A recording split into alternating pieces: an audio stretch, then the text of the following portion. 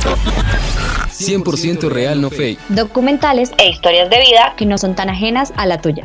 100% real, no fake. 100% real, no fake. Hola a todos nuestros oyentes, bienvenidos a un nuevo episodio de nuestro podcast 100% real, no fake. En esta ocasión, como en la anterior, estamos Sebastián, Laura y quien les habla, Mariana. Hoy vamos a hablar de un documental que a todos nos pareció impactante, puedo adelantarme a decir eso. Se trata de la historia de un prisionero llamado Nick Jarris, que estuvo en la cárcel durante 21 años y algunos más por otro delito. Básicamente estuvo esperando en el pabellón de los condenados a muerte durante muchos años que llegara su hora, que alguien dictara sentencia y pues lo mataran, le hicieran la pena de muerte. Después de algunos años él pidió que aceleraran su ejecución porque ya estaba cansado de estar esperando como que el destino llegara y lo autorizaran su pena de asesinato, por decirlo así. Y en este documental él narra su historia, narra todo lo que sucedió. Al final nos damos cuenta de que realmente no todo es como lo pintan y no es como el convicto que creemos que es. Se llama Miedo al 13, como todos nuestros documentales o la mayoría de ellos. Está en Netflix, lo pueden encontrar ahí. Y básicamente es eso de lo que vamos a hablar el día de hoy. Quisiera empezar dándole la bienvenida a mis compañeros y pues preguntándoles a ustedes qué tal les pareció este documental. Bueno, hola Mari y hola Sebas. Como siempre sí, traemos digamos que un poco de esas historias insólitas y en este caso cuando nos encontramos con este documental, siento que empieza como con esta historia de que te venden al personaje como el súper culpable de todo, el que de verdad merece lo que le pasa o merece que esté encerrado, que esté condenado a pena de muerte por los crímenes que dictaron, digamos que esa sentencia. Pero cuando transcurre la historia y sus relatos y conoces más a este personaje, como su vida, su historia, lo que hay detrás de ese ser humano, siento que en mi opinión fue demasiado impactante y muy interesante. Siento que de alguna manera todos sus relatos y sus historias, para mí, como que yo sentía como que para él era tan fresco el asunto como si hubiera sucedido ayer, porque él lo contaba sin titubear y aparte contaba detalles y de verdad siento que le fluía la manera de hablar y contar su historia, ¿sí? De alguna manera, al principio sí me costó un poco digamos que de captar la historia, como de entender el rollo del asunto, pero luego ya a lo largo del documental uno se empapa más de la historia, uno quiere saber, bueno, realmente qué va a pasar con esta persona, realmente va a llegar el día de su muerte o, por ejemplo, el tema del título, esa era mi mayor intriga, como saber a qué se refería con el miedo al 13, en fin, siento que es un documental muy bueno que pueden ver en familia, siento que no está tan mal como para verlo solo, o con estos días de lluvia por Bogotá pueden disfrutarlos en la comodidad de su hogar, disfrutando un día como estos tan lluviosos con este maravilloso documental. Sebas, ¿qué opinas tú? Hola chicas, hola a todos nuestros oyentes. Bueno, al comienzo inclusive si de pronto ustedes no llegan a escuchar una persona que no llegue a ver como tal la sinopsis del documental, antes de verlo pueda que de pronto llegue a juzgar, ¿no? Y al final uno también puede sentir ese sentimiento de culpabilidad, ¿no? De llegar a juzgar a la persona al principio. Pero bueno, este es un documental que realmente te llega al alma, es un documental que incluso te ayuda a valorar la vida que tienes. Existen momentos en donde este protagonista cuenta su vida de una manera tan intensa, de verdad tan profunda, que parece que estuviéramos leyendo inclusive un libro bastante bueno. Entonces, las palabras que utiliza el protagonista para contar su historia te llegan definitivamente al corazón. Es un documental que incluso te da a conocer también las injusticias que muchas veces quedan impunes. Entonces, realmente me gustó mucho y muy recomendable. Bueno, y siguiendo un poquito el hilo de lo que acaban de decir, aprovecho para comentarles a nuestros oyentes que después de que este preso salió de la cárcel, se convirtió en escritor y orador profesional. Precisamente es por eso que él se desenvuelve tan bien frente a la cámara y nos cuenta la historia de una manera que a mí me atrapó muchísimo. Desde que empezó el documental, yo estuve ahí pendiente de todo lo que estaba diciendo y aunque todo el tiempo él está hablando, no se me hizo aburrido, no se me hizo tedioso, se me hizo una historia súper fácil como de seguir el hilo y además la manera que tiene de hablar es como, no sé cómo explicarlo, es como de esas voces que uno dice, quiero seguirlo escuchando, no puedo dejar de ponerle atención, no puedo dejar de mirarlo, su manera de expresarse me parece algo a resaltar y más porque estuvo tanto tiempo en la cárcel que pues para nadie es un secreto que es una manera difícil, digamos, de desarrollar esas habilidades porque no están todo el tiempo en comunicación con otras personas como puede ser como en libertad. Entonces me parece importante resaltar ese pedacito.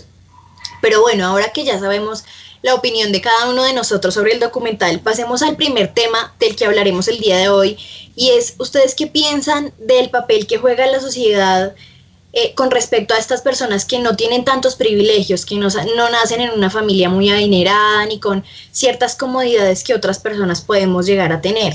Mari, yo creo que la sociedad juega un papel muy importante, ya que en muchos lugares del mundo, la misma sociedad, yo creo que más que todo las personas de su entorno pueden llegar a corromperlos, y más cuando de pronto no se tiene tal vez un apoyo familiar, donde te den esos consejos de tal vez cosas que estén bien, cosas que no.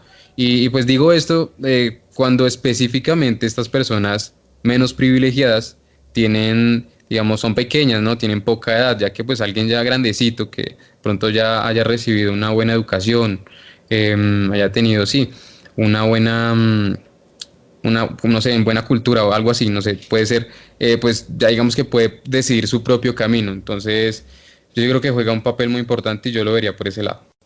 Por mi parte, yo considero que, bueno, digamos que de alguna manera en el documental vemos la historia de quizás este hombre, pero yo creo que se puede ver replicada en muchos aspectos, ¿saben? O sea, que podemos ver esta historia no solo en él, sino también en montones de niños de la actualidad, de hace unos años, de lo que pueda llegar a pasar de ahora en adelante, en el sentido de que el tema de los núcleos familiares, hay veces que las familias son disfuncionales, presentan como este tipo de problemas de que los niños viven como en ese abandono, como en esa desprotección total, lo que conlleva a seguir como con este patrón de vivir en ese desastre, ¿saben? Como que estar acostumbrado a vivir en un ambiente no tan sano y que de alguna manera sus acciones se justifican por el hecho de que intentan sobrevivir y poder sobrellevar las cosas que los rodean y el mundo que sigue avanzando a pesar de que ellos de alguna manera se encuentran estancados de no saber qué hacer porque su familia no es un apoyo, no tienen un respaldo, de alguna manera se sienten solos, se sienten abandonados. Entonces siento que lo que nos expresa en este caso el protagonista, que es Nick, siento que relata la vida quizás de varias personas que han caído en estos temas, como en los vicios, en la delincuencia, en temas tan graves como que yo siento que todo nace a partir de eso, como de la estructura familiar y el hecho de ver como que, ¿cómo decirlo? Como que dentro de su núcleo, como dentro de lo que conoce y de lo que ya sabe que es una familia, de pronto al tener ese vínculo como tan desorientado, como tan desdibujado, nublado, no sé, puede provocar o puede conllevar a que las personas se pierdan en el camino. No lo sé, no sé qué opines tú, Mari. Pues Lau, siguiendo un poquito lo que estás diciendo es, a mí me parece que la palabra clave es lo que dijiste, sobrevivir. Se adapta, por ejemplo, en el caso de él, se adaptó a las condiciones que la vida le dio y que la sociedad le dio. Y en la sinopsis podemos ver que de niño lo abusaron y desde niño la sociedad estaba ahí encima oprimiéndolo, entonces lo abusaron, no pudo hablar con nadie, su familia no le creyó, ¡pum!, siguen oprimiéndolo. ¿Qué hizo para sobrellevar? Pues el trauma que algo así deja en una persona, entró a las drogas, entró al alcohol, empezó a robar porque tenía que pagar las drogas y el alcohol de alguna manera. Y la sociedad, ¿qué hizo? Nada, lo miró y lo siguió juzgando y nadie lo ayudó. Y él mismo dice en el documental, cuando la policía los cogió fue porque empezaron a pagarles por carros que se habían robado. ¿Por qué? Porque ellos siguen corrompiendo otras personas de la sociedad y así durante todo su proceso. No, era un muchacho súper joven que no tenía realmente mayores antecedentes y aún así lo juzgaron por un crimen que no cometió. e intentaron juzgarlo por otro crimen, por haber ofendido a un policía, intentado secuestrarlo, un montón de vainas que él no había hecho y no tenía a nadie que lo defendiera, no tenía un buen abogado, porque él mismo dice, su abogado ni siquiera le creía. ¿Por qué? Porque no es una persona o no era una persona privilegiada que pudiera pagar su propio abogado, que pudiera costearse una defensa digna. ¿Y qué hizo el sistema? Pues lo siguió oprimiendo. Y me parece que es algo que sucede en todo el mundo y puedo aquí hacer como un pequeño paréntesis para mencionar otro documental que es Así nos ven, también está en Netflix, es una serie documental, la recomiendo mucho. Ahí también queda supremamente claro cómo el sistema oprime a los menos favorecidos y a la gente más vulnerable. Y me parece que eso fue básicamente lo que sucedió con este señor y con lo que le sucedió toda la vida, o sea... y al final la indemnización que le dieron por haber estado tantos años preso me pareció una cifra ridícula por todo lo que tuvo que aguantar y pues básicamente es por lo mismo, porque no puede costearse a alguien que le diga, hey, eso es muy poquita plata para indemnización, dele más, se merece más, estuvo 21 años preso. Entonces sí siento que es como, ya viene, ¿han escuchado ese dicho que dice como algunos nacen con estrella? Bueno, pues esta gente nace estrellada en su mayoría y tienen que luchar con las uñas para poder posicionarse en un lugar donde dejen atrás este sistema que los oprime todo el tiempo. Bueno, pero me emocioné hablando del tema, entonces pasemos al siguiente punto que nos compete el día de hoy y es cómo es la vida en la cárcel. Él habla y cuenta una anécdota que a mí me pareció impresionante y que de verdad me llegó al corazón. Y es, bueno, para nadie es un secreto que él comenta que en las cárceles, digamos que la cultura homosexual no es mal vista, está bien, pues igual es gente que está ahí encerrada mucho tiempo y todos necesitamos amor, cariño, comprensión y ternura. Y él cuenta la historia de dos hombres que se amaban, que bueno, hicieron de todo para estar el uno con el otro y me parece bastante... O sea, a mí me hizo reflexionar mucho. Y él decía que alguien quiera a otra persona de esa manera es, o sea, todos soñamos con un amor así en la vida, ¿no? Y además en la primera parte del documental él comenta algo que me pareció súper grave y es lo normalizado que está la violencia y la muerte dentro de las mismas cárceles. Él dice que el día que llegó mataron a un hombre al lado de él en la ducha y a nadie le importó, fueron a comer y fue como que bueno, ¿y tú cuánto pan vas a comer? Y a mí me dieron 2 y a mí me dieron 1 y peleando por el pan, pero nadie nunca mencionó que acababan de matar a un hombre, entonces como que se normalizan ciertas cosas. Yo sé que esto es como llevarlo muy al extremo porque evidentemente no es así en todas las cárceles del mundo y menos por ejemplo en Colombia, tal vez es diferente, yo no conozco mucho del sistema penal y tengo que ser clara con eso, pero lo que sí es que la vida en las cárceles no debe ser fácil, lo digo desde una perspectiva externa, pero por las historias que sabemos y por las cosas de las que nos hemos enterado, básicamente tanto en Estados Unidos como en Colombia, como en Venezuela, como en cientos de países, la vida en las cárceles tiene pues bastante complejidad. Yo también tengo que reconocer que no conozco mucho de este sistema, pero bueno, pues hablo desde lo que he llegado a ver, ¿no? Y a mí sí me pareció muy extraño lo que el señor comentó acerca de las relaciones así entre ellos, pues, entre carcelarios, y que de pronto no hubiera alguna consecuencia de parte de los demás, ¿no? Entonces que lo tomaran como muy normal entre ellos. Yo pensaba que era todo lo contrario, pues no tengo conocimiento si de pronto esto sea así en muchos lugares, que uno de pronto apenas lo escucha, pues se le viene a la mente otras cosas y de pronto, no sé, en algunos programas que uno ve en la televisión o series, pues se ven otras cosas también, de pronto aquí en cárceles de Colombia. Entonces, bueno, el señor lo comenta obviamente desde la experiencia de él, pero pues siéndole sincero, no sé si de pronto creerme esto totalmente. Yo digo, bueno, es que el que se vea muy normal, pues la verdad ahí entre las cárceles no creo. Yo creo que hay mucha agresividad. Siempre de pronto, pues claro, existe un control, pero sé que en todas las cárceles no es así. De pronto siguen habiendo cárceles que también son como antes, ¿no? Que todavía se vende, si lo sigue habiendo, ¿no? Pero pues antes era mucho la droga, que como lo vimos en el documental, pues asesinaron a una persona y ya les dieron una golpiza y listo, como si nada hubiera pasado. Entonces es un tema bastante impresionante y pues también, digamos que yo intento verle como ese lado positivo a todo, ¿no? A veces. Digamos que también este encierro, esa vida en las cárceles, pues tiene una parte positiva, pues que aparte de que ellos tienen muchísimo tiempo libre, pues en ese tiempo libre pueden aprender demasiado, ¿no? De ellos mismos, inclusive. El protagonista, siempre se me olvida el nombre, yo lo siento por esa parte de las personas que escucho, pero bueno, el protagonista mencionaba que cuando él entró a la cárcel, pues como que no tenía mucho conocimiento, inclusive para la lectura, mencionaba que en el colegio pues que no lo había tomado muy en serio, entonces desde la cárcel empezó a leer y se fue instruyendo, entonces digamos que ese tiempo libre también les ayuda mucho a los carcelarios y las personas pues que llevan muchísimo tiempo en las cárceles. Totalmente de acuerdo. Siento que nosotros pues obviamente hablamos de esta perspectiva de que nunca hemos estado dentro de una cárcel. Digamos que, bueno, por temas personales, digamos que conozco un poco más el tema, pero tampoco así como a profundidad. Y lo que hablábamos también antes de empezar a grabar es que el tema de la homosexualidad en las cárceles, según por lo que yo he leído, esto es netamente de lo que he leído por ahí y que vagamente recuerdo también, y es el tema de que muchas veces esto surge, digamos, estos romances o estas relaciones entre personas del mismo sexo en las cárceles, es debido como a esa falta de compañía, de un respaldo, de que probablemente estas relaciones surgen a raíz de esa soledad, ¿sí?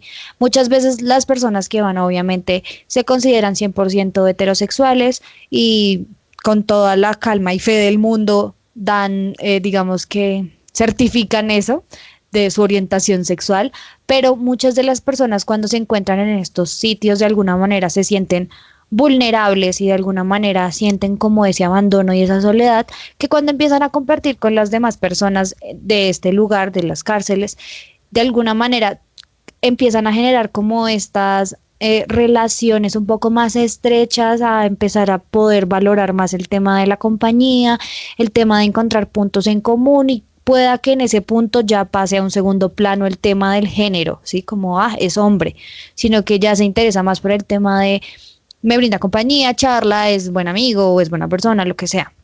Entonces, digamos que en las cárceles puede que se vea eso, pero tampoco es muy, o sea, no es como el 100% de las personas que entran a las cárceles salen homosexuales, porque pues eso es mentira, ¿no? Sino que digo que de pronto eso puede suceder a raíz de todos estos temas que les comentaba anteriormente. Y con respecto a lo que menciona Sebas, que me parece también un punto súper importante, y sí, es el hecho de que en las cárceles, digamos que al tener tanto tiempo libre, las personas sienten como esa necesidad de ocuparse en algo, de tener la mente distraída, y que recurran a esto como los libros o estudiar o aprender otras cosas, como dedicarse a otros oficios. Siento que siempre ha sido la ayuda principal para estos presos de alguna manera no sentir digamos, ¿cómo decirlo? Como no sentir el hecho de que su vida se acabó y estar en la cárcel es un stop total a sus vidas, sino que de alguna manera este tipo de actividades genera y crea en ellos como esa necesidad de seguir distrayéndose, de seguir mirando qué hay de nuevo, como de alguna manera mantenerse ocupados para no pensar en quizás el problema tan grande que tienen encima, ya sea la condena o la culpabilidad que tengan por el crimen que hayan cometido, en fin, un montón de cosas que probablemente no nos alcanzamos ni a imaginar la mitad de lo que pueda suceder dentro de ello. Pero para cambiar también del tema y que siento que está muy relacionado con la vida en las cárceles y todo esto que estamos hablando, quiero que hablemos algo muy particular y aquí quiero ser como demasiado puntual y citar el documental porque nos muestra en la cárcel en la que estaba el señor Nick, para recordarle también a Sebas cómo se llama el señor, cómo es la vida en el sentido de la tortura, la manera en la que ellos sufren agresiones físicas, quizás mentales también que afectan su psiquis, no lo sé. Y en este caso en particular que vimos en el documental es el tema como del silencio. En esta cárcel en la que el señor estuvo por mucho tiempo, era rotundamente prohibido hablar. O sea, tú no podías hablar con el compañero de al lado de tu celda, nada, o sea, era totalmente prohibido. Y de hecho, el mismo señor cuenta que él duró 2 años en silencio absoluto, sin que nadie le dirigiera la palabra, sin que nadie simplemente chistara algo porque era totalmente prohibido. Y siento que de alguna manera eso es una represión muy grande. O sea, yo me pongo a pensar y me pongo en los zapatos de la situación y yo digo, no, o sea, si yo estuviera en eso, estaría en una crisis, colapso, como así que no se puede hablar, como así que no se puede interactuar. O sea, no, me parece terrible. Pero quiero saber qué opinan ustedes también. Sí, Lau, yo pienso que de pronto uno viéndolo así, pues como que no sería, pues porque no lo hemos vivido, ¿cierto? Pero digamos que viéndolo así como en el documental y uno poniéndose tal vez sí a pensar y poniéndose en los zapatos de esa persona y sin nada, yo creo que quedaría con un trauma psicológico bastante grande, no sé, llegaría a tener amigos imaginarios y así. Pues yo digo que obviamente yo creo que eso se lo merecen, ¿no? Todos los que de pronto sí han cometido en realidad muchas atrocidades, pero digamos el Señor, es que uno de verdad empatiza mucho con él, o sea, el que no había hecho nada, que no había, pues sí, digamos que había robado y eso, pero pues no era tan exageradamente aterrador como, digamos, un homicidio, entonces pues que estuviera pagando eso, pues a uno sí le duele bastante. Y digamos que con respecto, yo también ya lo había comentado ahorita, que las formas de tortura tal vez que siguen de pronto habiendo, me imagino que sí, en muchas cárceles, que por cometer algo, no sé, por hacer inclusive algo, puedan llegar a pagar todos. Sí, precisamente estoy muy de acuerdo con eso y es que la gente, a ver, hay gente mala, todos sabemos que hay gente mala, pero las cárceles también son un sitio para que la gente obtenga una segunda oportunidad. Bueno, dependiendo también de lo que hayan hecho, ¿saben? Pero nosotros no somos quienes para juzgar y todo el mundo merece una segunda oportunidad, entonces estoy de acuerdo con que hay ciertas formas de tortura que uno diría como, eso que va, pues estar en silencio, pero estar en silencio durante días, meses, años, eso, o sea, imagínense lo loco que puede volver a una persona solo poder escuchar sus propios pensamientos y no poder estar absolutamente conectado con nadie más en ese sentido. Y ahí vuelvo a hablar un poco del tema de la relación de los hombres que él contaba, y es que se querían tanto que uno de ellos, sabiendo que le iban a pegar por haber empezado a cantar, lo hizo para hacerle saber a su pareja que lo amaba y que así los fueran a separar, lo iba a amar por siempre. Y fue de hecho la razón por la que dejaron de torturarlos de esa manera, porque yo creo que las personas, no lo dicen implícitamente, pero yo creo que es que se conmovieron mucho de ver tal acto de amor y de ver lo desesperados que estaban todos por tener un contacto de ese tipo, por poderle, por ejemplo, decir a la otra persona, jódase, pero es liberador, ¿saben? Y por eso yo creo que ahí dejaron como de torturarlos con ese tema, que sí me parece impresionante, y más porque, por ejemplo, no sé ustedes, pero a mí me encanta hablar, yo estoy hablando todo el tiempo, yo hablo hasta dormida, yo le hablo a todo el mundo, yo hablo de lo que sea, entonces yo creo que para mí sería muy difícil estar en silencio todo el tiempo y solo como que sumida en mis pensamientos. Yo creo que de verdad me volvería loca porque no me caigo tan bien. Entonces, sí me parece que para mí, por ejemplo, sería una tortura horrible, horrible, y no me puedo imaginar lo que vivieron ellos durante tantos años en ese sentido. Y ya conectando un poquito como el tema con el abuso policial, es precisamente eso, los golpeaban, si alguien decía hola, lo golpeaban, si alguien decía necesito algo, lo golpeaban, si alguien se quejaba por alguna vaina, lo golpeaban. A la persona de la que estamos hablando, el protagonista del documental, apenas llegó a la cárcel, lo golpearon, los golpeaban por todo, y de hecho al final me pareció impactante un detalle, y es que cuando ya él sabía que lo iban a liberar, tuvo que esperar 7 meses más, y en esos 7 meses lo cambiaron de celda a una con todavía más seguridad, y la razón que le dieron fue que estaban muy asustados de que en un ataque de ira él hiriera a alguno de los guardias o a alguno de los el personal de la prisión, por haber estado encerrado todo ese tiempo ahí, por todo lo que lo habían hecho pasar y por los abusos y por las torturas y por los golpes. Y yo decía, qué tan impresionante debe ser el abuso policial para que alguien diga, te voy a encerrar aquí porque me da miedo que me mates en un ataque de ira porque lo que yo te hice fue injustificado. Y bueno, aquí estamos hablando de cárceles. En uno de nuestros episodios anteriores hablamos también del abuso policial y de George Floyd y todo lo que ha pasado alrededor del mundo, no solo en Estados Unidos, sino también en Colombia. Y es que, perdón por lo que voy a decir, pues nos tiene jodidos.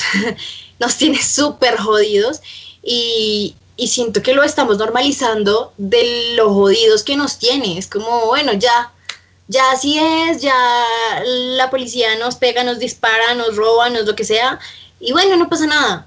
Y bueno, pero ¿por qué? Si es que eso no es normal, o sea, no es normal que a un preso le peguen, lo torturen, eso no es normal, eso debería ser reclamado por todo el mundo. Yo sé que es una cultura muy diferente y como reitero, no conozco el sistema penal, pero me parece que no debería ser algo que normalicemos, como, sí, en las cárceles les pegan a los presos, como, sí, en las cárceles los torturan, pero ¿y dónde quedan los derechos humanos? Es que por más delitos que hayan cometido, siguen siendo personas y merecen ser tratados como tal.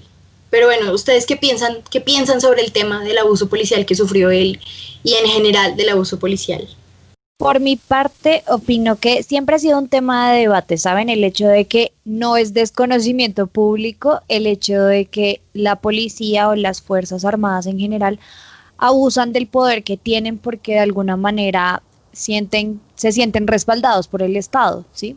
Entonces, siento que estos temas siempre van a ser controversiales en el hecho de que sabemos que no existen derechos humanos ni se respeta por el simple hecho de que te encuentras en ese sitio, como que tienes ya como súper, ¿cómo decirlo? Como interiorizado el hecho de que vas a tener que sufrir todas esas cosas atroces que pasan ahí adentro.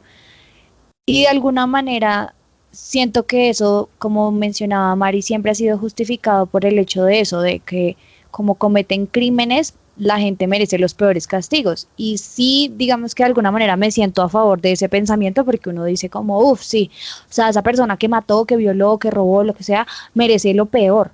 Pero también siento que eso nos deshumaniza, espero que esté diciendo bien la palabra, nos deshumaniza un poco en el sentido de que perdemos el hecho de que, oiga, es un ser humano que también siente y a usted le gustaría que lo mataran a golpes, o sea, que lo encerraran en un cuarto oscuro, que lo dejaran comer, no sé, 3 días, una semana, no sé cómo tan brutales puedan ser los castigos, pero siento que eso de alguna manera nos ha hecho creer que se lo merecen, sin importar o sin ponernos a pensar lo terrible y lo traumante que puede ser, pero también que son personas que también sienten que de alguna manera no es que uno se alegre por lo que les pasa, pero que de alguna manera también hiere sus sentimientos, hieren su calidad de persona, sus derechos, todo. Entonces, es un tema muy complejo y del que no creo que en algún momento nuestra sociedad como que, ¿cómo decirlo? O sea, yo sé que digamos que ahora nuestra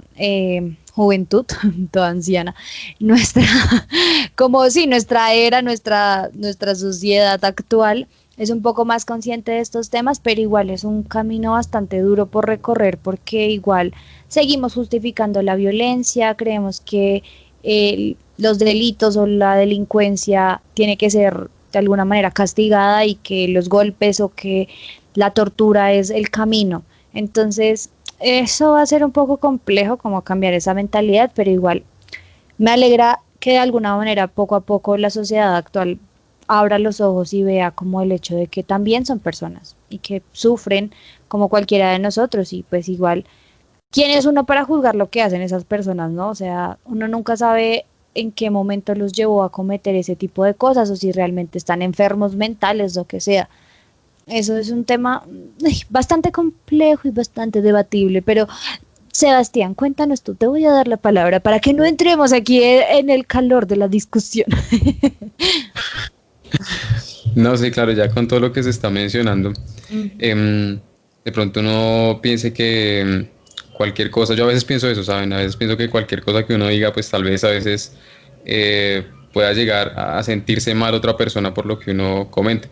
Pero digamos, yo quisiera pensar que, bueno, si el abuso policial en las cárceles, vamos a hablar primero desde ahí, pues no debería hacerse. Quisiera pensar eso, pero es que la verdad yo sí siento que a las personas, como que yo sería muy específico, ¿no? Como que en las cárceles, bueno, a los que están ahí por drogas, pues no, o sea, ¿para qué les van a cascar a ellos? No, ¿para qué? No.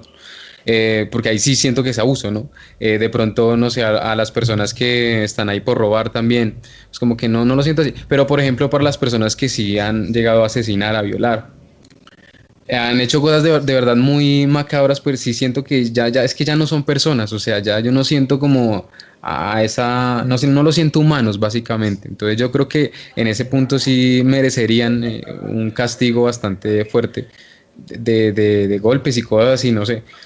Entonces por eso comentaba que pues yo pienso así, ¿no? De pronto Mari también dirá, o tú dirás, no, pues no, la verdad es que no debería ser así. Todos son personas y pues tampoco lo que tú decías, a veces uno juzga y pues no sabemos en qué condiciones estaba esa persona para realizar eso. Pero obviamente el abuso policial, no sé, en las calles, por lo que hemos vivido, digamos, este año mucho, pues no, o sea, eso sí en contra total. Y digamos que con el tema de esto del abuso policial y de pronto a las personas también, lo que estaba comentando que son brutalmente locas, no sé, a veces pues en otros países, aquí en Colombia pues no está eso, no sé muy bien, la verdad no conozco mucho de ese tema, pero pues la pena de muerte, ¿no? Que en otros países está, inclusive hay distintas formas que lo hacen, creo que conozco como dos, que es por inyección, por que le colocan una inyección y ya él muere, por corriente, creo que la inyección es como la más ahí suavecita, ¿no? Que de todas formas la persona sufre, pero ¿qué opina usted sobre la pena de muerte?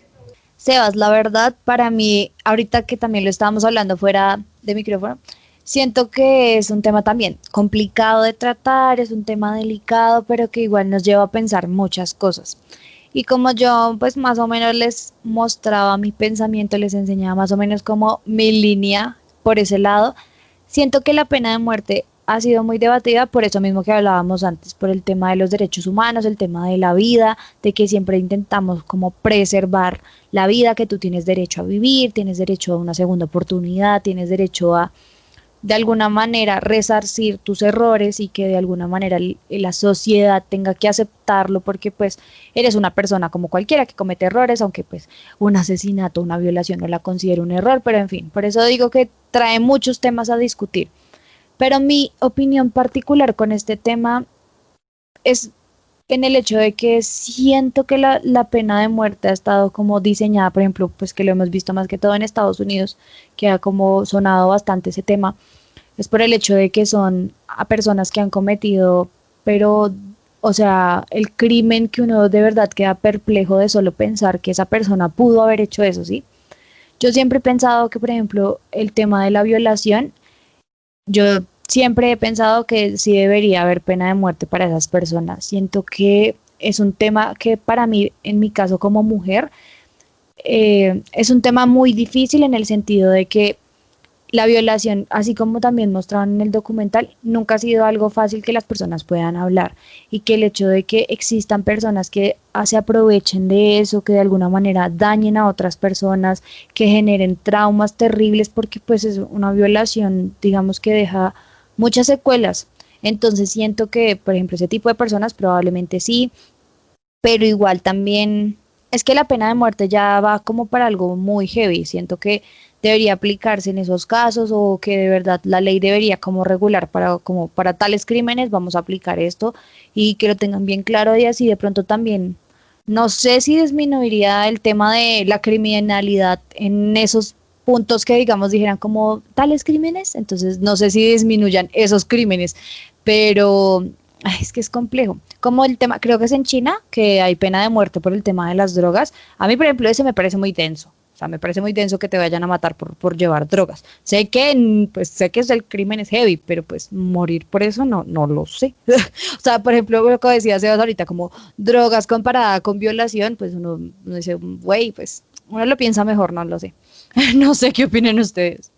La verdad, mi opinión frente al tema es muy difícil para mí. Yo hablábamos antes de empezar a grabar que iba a aplicar la de... Es una pregunta muy difícil de Paulina Vega, porque la verdad me parece un tema muy complejo, muy complejo. Pero básicamente yo me voy a ir aquí por la tibieza más tibia del mundo, y es que, a ver, yo estoy de acuerdo con que hay delitos que son imperdonables, como lo que tú dices, violación, agresión a mujeres, pedofilia, cosas que son realmente enfermas, que uno dice como esta gente de verdad no tiene perdón de nadie y ojalá les vaya muy mal en la vida, los odio, los detesto y ojalá se mueran, ¿sí? Pero también soy consciente que hay que mirar el tema de los derechos humanos, como decían en la intervención anterior, y es que igual son personas y si existiera, la pena de muerte aquí, por ejemplo, en Colombia, estamos vulnerando un derecho fundamental que es el derecho a la vida. Y pues, por más que yo sienta que esta gente que hace estas vainas tan horribles debería morir, también sé que no toda la gente, como en este caso, merece esa pena de muerte y no toda la gente tiene el tiempo para corroborar que ellos no hicieron lo que hicieron. Y más allá de eso, pues toda la gente merece una segunda oportunidad. De nuevo, esto está sujeto a que hay gente que ha hecho cosas muy, muy, muy malas y que por más que yo quiera que exista pena de muerte y bueno, que se mueran, pues también debo entender que son personas. Así que básicamente esa es mi posición, como que quisiera que algunos delitos se condenaran a muerte, sí, pero estoy consciente que la pena de muerte vulnera derechos muy importantes y que todos merecemos una segunda oportunidad. Entonces, básicamente, pues no debería haber. Yo considero que no. O sea, pues voy a decir algo que obviamente no es lo que pasa en la vida real, pero ojalá que la gente que comete los crímenes más horribles del mundo tenga suficiente con su cargo de conciencia y con pues el peso de la ley, pero pues más allá de eso no podemos hacer nada porque al final del día son personas y merecen ser respetados como cualquiera. Pero bueno, hasta aquí llega pues nuestro capítulo de hoy para no seguir con esta discusión. Como siempre, esperamos que en nuestras redes sociales comenten sobre el tema, si quieren hablar, si quieren comentar sobre alguna de las intervenciones de cualquiera de nosotros, si quieren hablarnos sobre algo de lo que dijimos durante el capítulo o simplemente si quieren darnos su opinión después de haber visto el documental. Los invitamos a verlo nuevamente, se llama Miedo al 13, lo encuentran en Netflix.